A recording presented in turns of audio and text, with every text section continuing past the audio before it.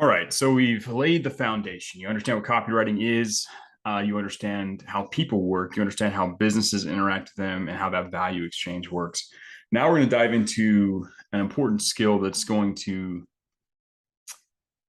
set you apart from everyone else inside of the field, right? This is going to help you avoid a major mistake that most new copywriters make. It's going to give your writing significant potency. It's going to increase the quality of everything you do. So without further ado, or any other French words, as I like to say, let's move into the actual content here. So research. Research is the mark of the professional copywriter, right? So let's imagine for a second right now, you blink and you open your eyes, all of a sudden, boom, you find yourself jumping out of a plane in the middle of the night over Normandy in the 1940s, right? You're parachuting behind German lines with the 101st Airborne Division, and you are 100% certain that when you land, you will be surrounded by the enemy from the moment your boots hit the ground. Now, let's imagine as you're floating through the air, you're going to land, all of a sudden you realize that although you do have your trusty rifle with you, you have jumped out of that plane without a single round of ammunition, no bullets. How would you rate your chances of survival? You're land on the ground, the Germans will start shooting, and how are you going to return fire? How are you actually going to be effective, right? If you sit down and try and write persuasively, if you try and write that email, that Facebook ad, that landing page, or whatever, without doing your research beforehand, it's exactly like running off into a gunfight without any ammunition. It doesn't matter how skilled of a writer you are, if you don't have the ammunition of an understanding of that customer, their world, the way they describe their problem. If you don't understand that or have done the research to understand that person, their problem, their situation from their terms, if you haven't collected that information, there's nothing to feed into your skill set of copywriting. There's no way for you to actually write in a way that's effective, right? A rifle without bullets is just a baseball bat, right? Not as effective. So most copywriters, though, they get excited. They sit down, oh, cool, I'm going to write this thing. I'm going to write this sales, and they sit down and start trying to write because they get to finally do that thing that we like to do, because writing's fun, right? Once you actually get in the flow of it, dude, writing is a blast, right? But a lot of people jump into it too early, just start slinging words like Google Doc, and they usually hit walls. Their copy is empty.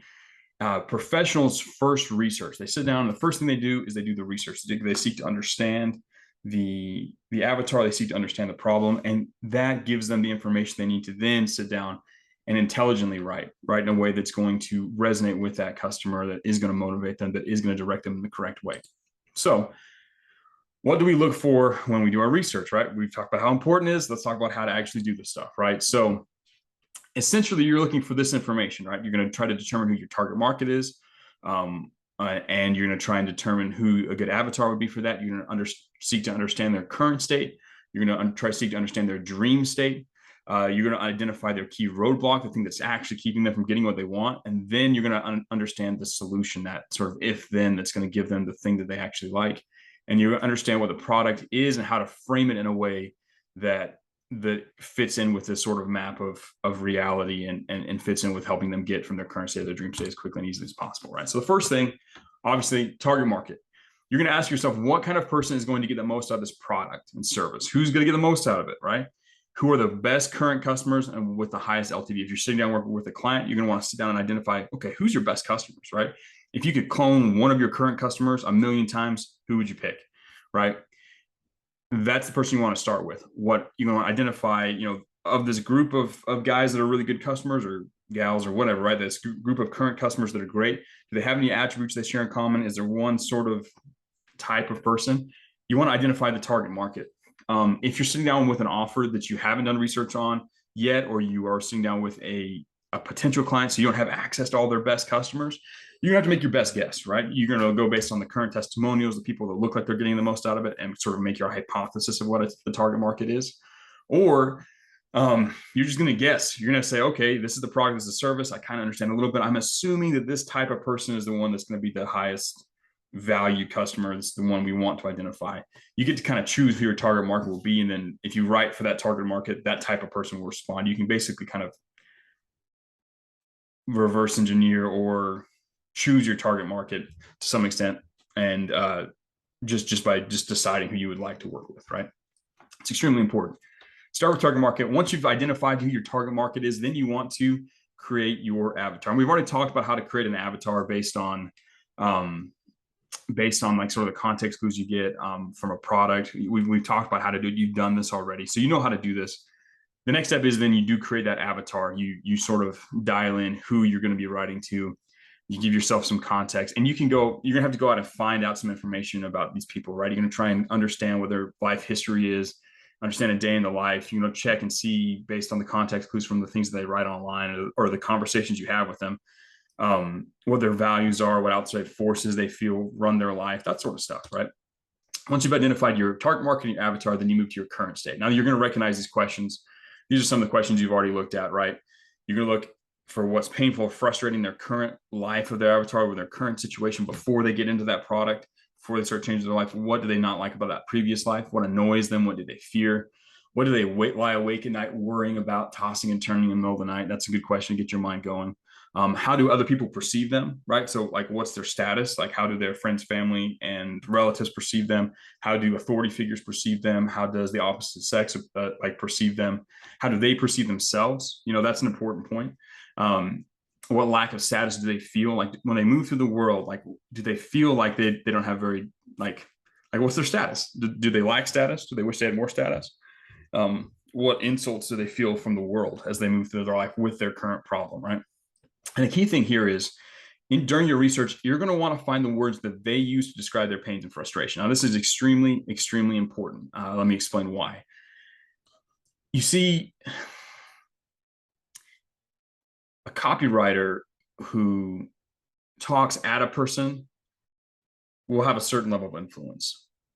But copywriters who can enter the conversation that is occurring in the mind of their prospect or the reader, sort of get inside and speak the same language or say the same things or at least identify the same things that they're actually saying to themselves about all this stuff in their head, right? Like the person who can, the copywriter or marketer who can do that, they gain instant authority, instant trust, and instant rapport with that reader. The reader then becomes convinced that this person understands their problem, their situation, and then any kind of solution that they recommend, they are going to inherently believe that it will work for them just because they know that the person who is recommending it understands them on a deep level, right?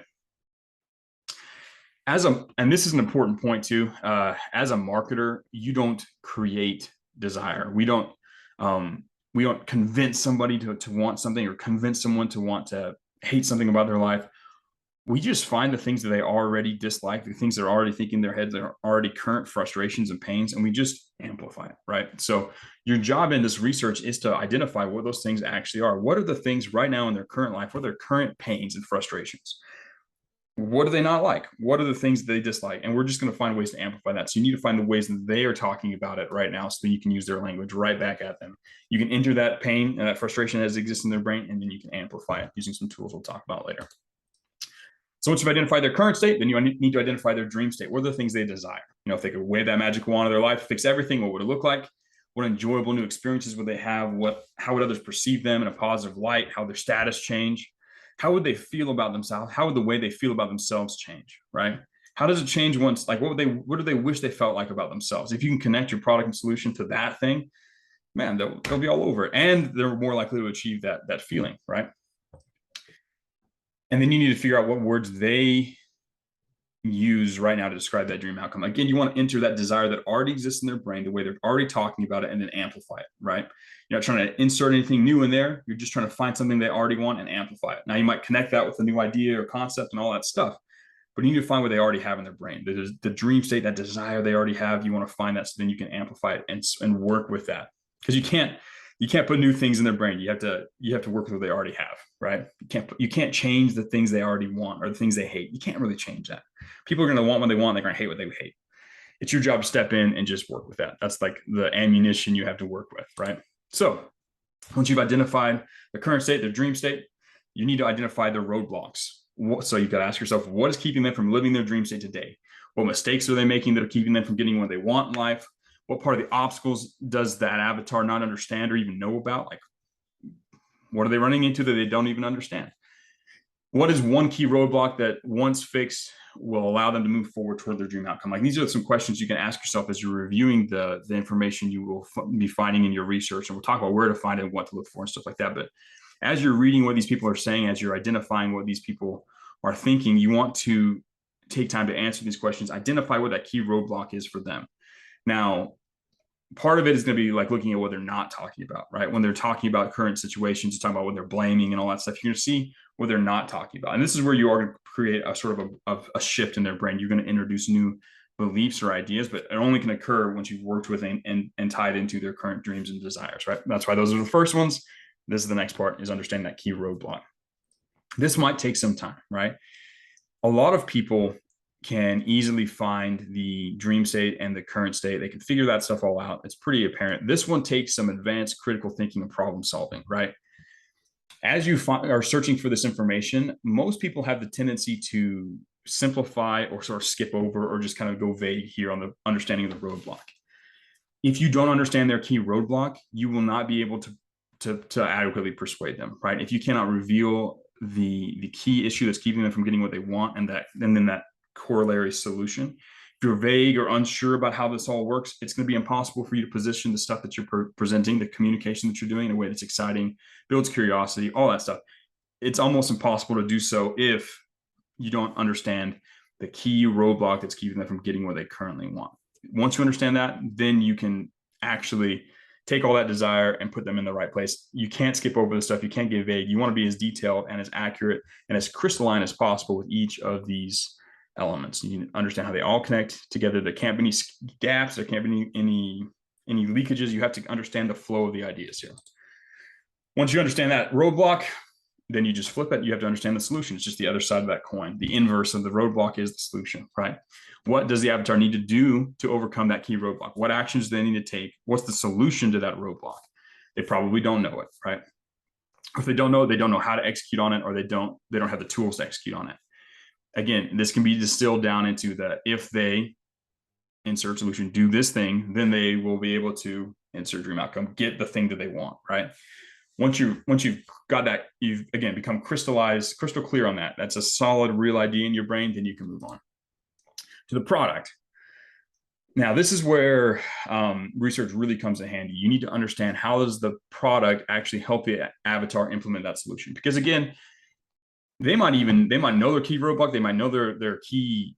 They might know their key, the key solution, like thing that they need to do, but they might not have the tools or the ability to do it. This is where you position the product as the thing that's going to help them take advantage of that solution finally, and make it easy, quick, risk-free, and fast to get the thing that they want. You know, how does this product help the reader increase their chances of success? How does it help the reader get the result faster? How does the product help them get the result with less effort or less sacrifice? What makes this product fun and exciting, right? Like that's an important part that a lot of people overlook. What makes this cool and fun and enjoyable, right?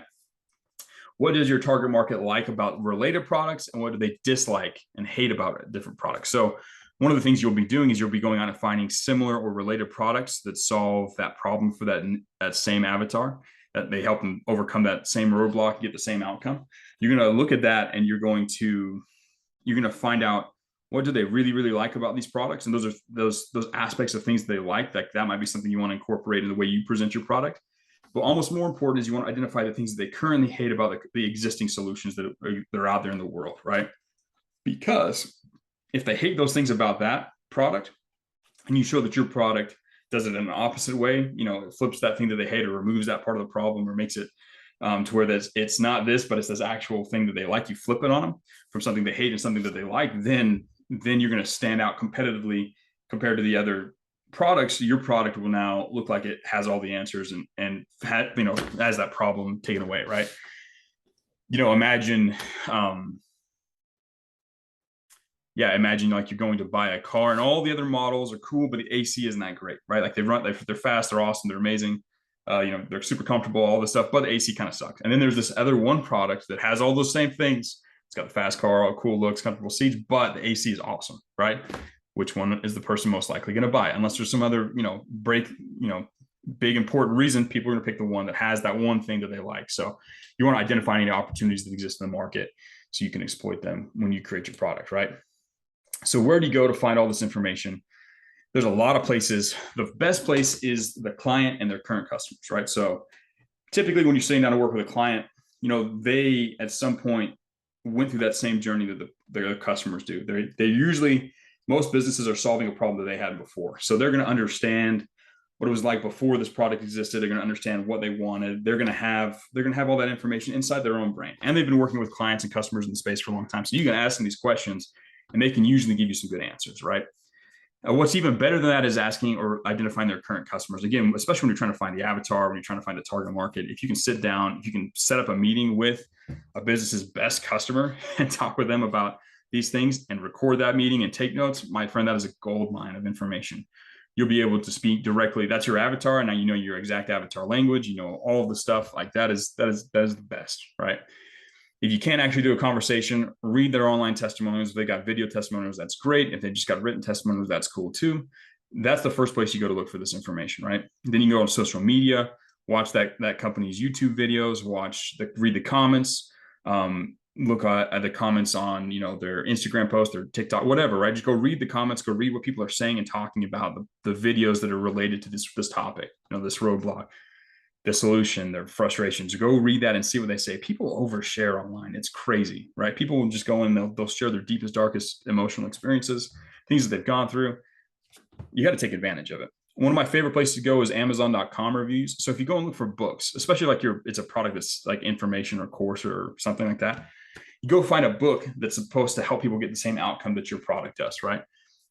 And then go read the 5-star reviews, see all the things that people like. Typically, people will overshare there. They'll talk about their transformation. They'll talk about what they're experiencing before. You get a ton of stuff. They'll talk about what they really, really like about the information that's presented, right? And then go look at the 1-star reviews. That's where people will tell you the things they disliked about that product. Again, that's extremely important. You get a lot of cool information there. You identify opportunities to help people that are underserved currently. Another place to go look online is Reddit. There's community subreddits for almost any sub-niche or avatar that exists out there. You can go and collect their language, their experience, get context about other aspects of things they're dealing with. It's a fantastic place to go and look to find pains and frustrations and find desires and find things that they tried in the past that haven't worked and things that do work, that kind of stuff. Quora is really good as well. It's a good platform to go find questions and answers surrounding that problem that the product solves about people trying to get that same outcome. It's extremely, extremely useful because you also see a lot of answers that people are giving. It's a gold mine of information. And then, of course, trusty Google, right? When in doubt, do a Google search, right? There's ways even to filter your results by just like forums and like discussion boards and stuff like that. Again, if you just Google things, you know, Google the customer, use that same customer language as you've identified these other sources and throw it in Google, you'll find all sorts of cool opportunities to just mine through people oversharing and talking about their problems and desires and their roadblocks and solutions. And you'd be surprised what you can find online, right? And again, this is going to take some time, right? You're going to go out and you're going to comb over the internet to try and find this information. Now, I'm going to do a walkthrough video where I show you some examples of like looking at through some of these different places to go find this information, so you can kind of get a feel for what it looks like. But you're going to sit down and you're going to do this research before you do any serious writing, right? It's like that old Abraham Lincoln quote. You know, if I only had an hour to chop down a tree, I would spend the first 45 minutes sharpening my axe. This is extremely, extremely applicable here, right?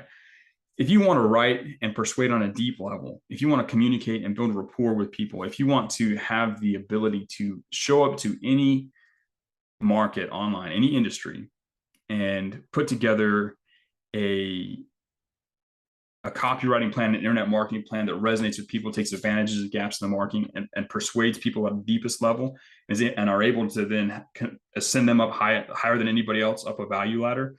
Doing your research is extremely important. And this is something you definitely need to do before you start writing, but something you continue to do as you move through working with a particular brand or running your own brand, right? You're going to continue to be mining the world for this sort of information so that you can continually refine your message and improve your message so it continues to persuade at a deeper and deeper level.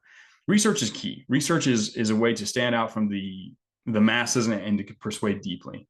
And again, I'll be doing a walkthrough. You'll be doing some practice research to go out and learn how to gather this information. This is something that will set you apart from anybody you end up competing with on that global level as a marketer.